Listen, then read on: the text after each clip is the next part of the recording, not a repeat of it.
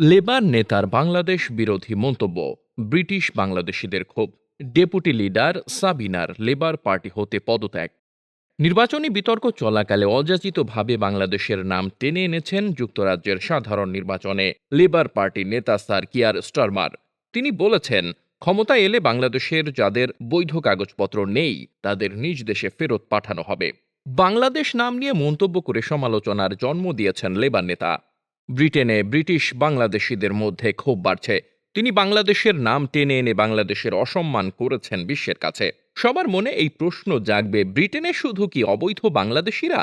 এদিকে নির্বাচনী বিতর্ক চলাকালে বাংলাদেশের নাম টেনে আনার প্রতিবাদে লেবার পার্টি হতে পদত্যাগ করেছেন বাংলাদেশি বংশোদ্ভূত কাউন্সিলর সাবিনা আক্তার।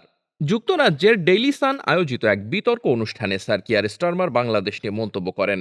তিনি বলেন, এই মুহূর্তে বাংলাদেশের মতো দেশগুলো থেকে যদি কেউ আসে তাদের ফেরত